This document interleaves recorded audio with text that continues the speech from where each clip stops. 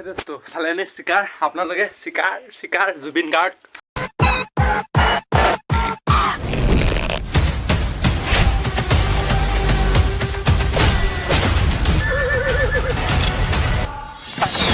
সভ্য দুনিয়াৰ খেলাই খত আপোনালোকে চিকাৰ চালে নাই প্ৰথমতে সেইটো কমেণ্ট কৰি জনাব। তো মই বাৰু এতিয়ালৈকে চোৱাই নাই, তো গৰম যিহে আৰু মানে তাত মানে অনলাইনত নাকেদে নাই আৰু বাকী মানুহ কমক লাহে লাহে। তো আপোনালোকক নিশ্চয় ভিডিঅ' এটা বনাই দেখামগৈ। তো আমাৰ কি লেভেলত মানুহ হয়, তো এতিয়া তেতিয়ালৈকে চাগে কমিব আৰু এতিয়া বেছি হৈ আছে, সেইকাৰণে মই যোৱাই নাই মানে। আৰু এইফালে অনলাইনত টিকেট নাই আৰু তাততো ক'ত পাম চাগে কাউণ্টাৰত, সেইকাৰণে যোৱা নাই মানে।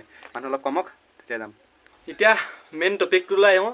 তো প্ৰথম চিকাৰ আজি শুক্ৰবাৰে দিছিলে, শুক্ৰবাৰ 20 তাৰিখ আছিলে। সেইদিনাখনি বিশ্ব চিনেমা দিৱস আছিল কাৰণে প্ৰত্যেক অসমৰ মানে য'ত মানে ৰিলিজ দিছিলে মানে চিকাৰ। তো প্ৰত্যেকটো মানে ছবিগৃহতে 99 টকাত মানে টিকেটবিলাক দিছিলে চাবলৈ।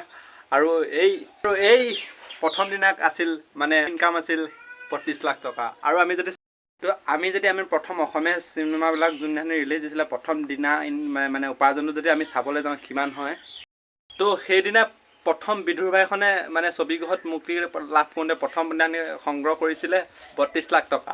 আৰু ৰঘুপতি আছিল 16 লাখ টকা আৰু কাঞ্চনজংঘা আছিল 48 লাখ টকা। আমি যদি এই গোটেইকেইখন আমাৰ অসমীয়া গোটেইকেইখন চিনেমাৰ ভিতৰত যদি চাব যাওঁ, আমি যদি চিকাৰ, তো চিকাৰৰ মানে যোনটো টিকেটৰ মূল্য আছিল মানে সেইদিনা যোনদিনাখনি মুক্তি দিছিল শুক্ৰবাৰে ক'লোৱে আগত 20 তাৰিখে, তো সেইদিনাখনি আছিল মানে বিশ্ব চিনেমা দিৱস। তো সেইকাৰণে অলপ মানে টিকেটৰ মূল্যটো কমাই দিছিল, 99 কৰি দিছিল। সেইকাৰণে চাগে 32 লাখ টকা হ'ল। তো আৰু সেই কথাটো এই চিকাৰৰ পৰিচালকজনেও কৈছে। তো আমি যদি 99 কৰি নিদিয়া হেঁতেন আমাৰ চাগে আৰু মানে 32 লাখৰ ওপৰত গ'ল মানে, সেইটো তেওঁ নিজে কৈছে। আৰু তো সঁচাকৈ এটা ভাল লগা কথা আৰু গৌৰৱৰ কথা মানে আমাৰ অসমীয়া চিনেমা ইমান এটা লেভেলত গৈ আছে মানে এইটো গম পাইছে আপোনালোকে।